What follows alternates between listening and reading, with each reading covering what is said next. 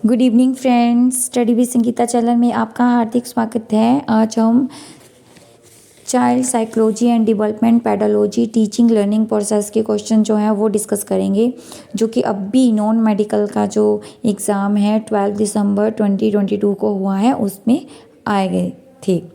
अब इसमें first question है, शिक्षा एक त्रिपोलर प्रक्रिया है, यहाँ त्रिपोलर में शामिल है। अब जब हम स्टार्टिंग में साइकोलॉजी पढ़ना स्टार्ट करते हैं तो हम एक ट्रायंगल सीखते हैं। उसमें सबसे पहले हमारा आता है टीचर, फिर आता है इन्वायरमेंट, फिर आता है हमारा स्टूडेंट। ट्रिपोलर मतलब इसमें तीन चीज़ें शामिल होती हैं, टीचर, स्टूडेंट और साथ में जो इन्वायरमेंट है। तो इसमें जो ऑप्शन है उसमें कहीं भी ये तीनों चीज़ें जो है वो एक्सप्लेन नहीं की गई हैं। तो इसका जो सही आंसर रहेगा वो रहेगा नन ऑफ दीज। आगे है, शैक्षणिक मनोविज्ञान में अध्ययन की सबसे पुरानी विधि है। शैक्षणिक मनोविज्ञान में सबसे जो ओल्डेस्ट मेथड है वो है इंट्रोस्पेक्शन मेथड, आत्मनिरीक्षण विधि। नेक्स्ट, फ्राइडे ने आकार देने में भूमिका पर जोर दिया। तो इसने कौन सी भूमिका पर जोर दिया था? तो इसने जोर दिया था अचेतन इच्छाएं। तो इसका जो सही आंसर है वो सही है। पियाजे के अनुसार विकास में 4 बुनियादी तत्व हैं। कौन कौन से 4 बुनियादी तत्व हैं? अब देखो, इसमें हमारा परिपक्वता और अनुभव, सामाजिक संरचना और सामीकरण, एकीकरण, निरंतरता, विकास, परिपक्वता, ये जो दोनों हैं ए और बी में, उसमें कंफ्यूज होने की ज़रूरत नहीं है, क्योंकि इसका जो सही आंसर है वो रहेगा ए, परिपक्वता और अनुभव, सामाजिक संरचना और सामीकरण। नेक्स्ट है, अधिकांश मानव व्यवहार, इसके कई कारण होते हैं। ठीक है, मोस्ट ह्यूमन बिहेवियर जो है हैज़ मल्टीपल कॉजेज, कई तरह के जो कॉजेज हैं वो हो सकते हैं। बाल विकास का कौन सा सिद्धांत भावनाओं पर आधारित है? तो इसका जो है डी, मनोविश्लेषण, वो इसका सही आंसर है। मनोविज्ञान एक है। अब मनोविज्ञान एक नेचुरल साइंस भी है, सोशल साइंस भी है, फिजिकल साइंस भी है और बायोलॉजिकल साइंस भी है। तो इसकी जो 4 के 4 ऑप्शन हैं वो सही हैं।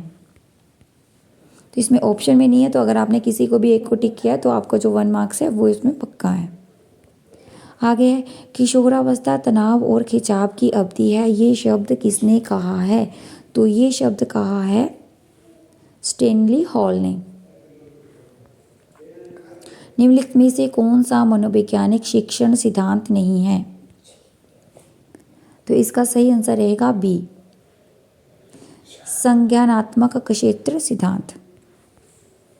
निम्नलिखित में से कौन सा सिद्धांत प्रभाव के नियम से संबंधित है? कौन सा सिद्धांत है? तो वो है हमारा थॉर्नडाइक का सिद्धांत। मन का विज्ञान मनोविज्ञान के डैश स्कूल का परिभाषित है। तो इसका सही आंसर रहेगा हमारा प्राचीन यूनानी दार्शनिक। शिक्षण एक इंटरएक्टिव प्रक्रिया है, जिसने इसे परिभाषित किया है। किसने किया है? एडमंड एमिडोन ने। रक्षा तंत्र किसके द्वारा सृजित किए गए हैं?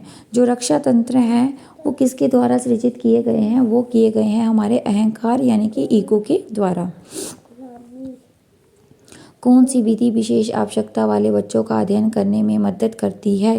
तो ये वाला क्वेश्चन जो है वो बहुत बार रिपीट हुआ है, तो इसका सही आंसर रहेगा case study method, B option. आंकलन करने के लिए प्रक्षेप्य तकनीकों का उपयोग किया जाता है। तो इसका सही आंसर रहेगा ए, व्यक्तिगत पर्सनैलिटी। मूल्यांकन है। अब मूल्यांकन क्या है? गुणात्मक और मात्रात्मक दोनों है। तो इसका जो आंसर रहेगा वो रहेगा सी। बच्चों के बौद्धिक विकास के 4 अलग अलग चरणों की पहचान किसके द्वारा की गई है?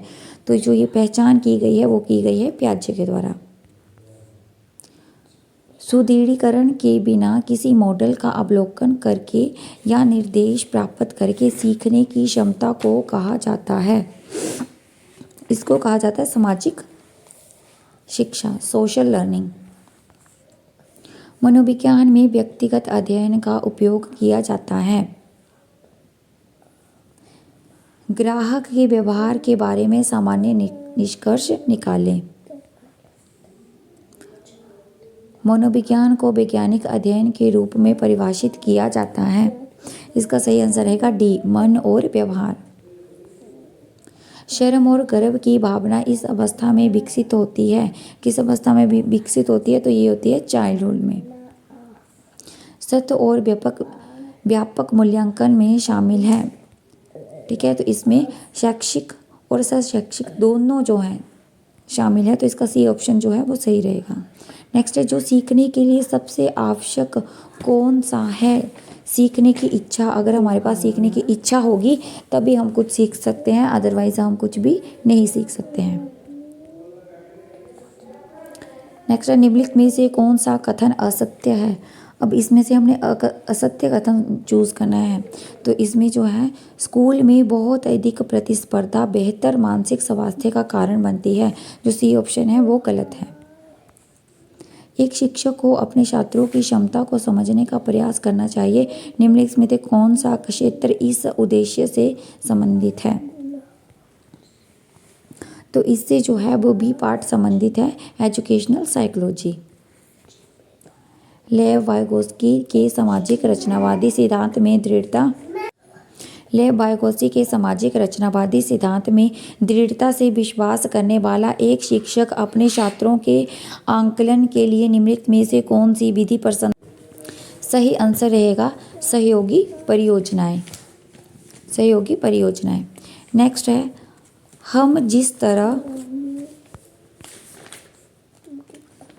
जिस तरह से खुद को, अपनी दक्षताओं और विशेषताओं को देखते हैं उसे डैश कहा जाता है।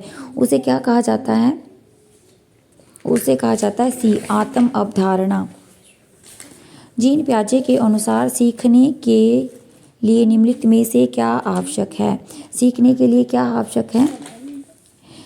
शिक्षार्थी की पर्यावरण के साथ सहज अंतःक्रिया। अधिगम की प्रक्रिया में पुनर्वलन का हमारे पास क्या रहेगा? डी ऑप्शन, छात्रों में अधिगम के प्रति रुचि पैदा करना।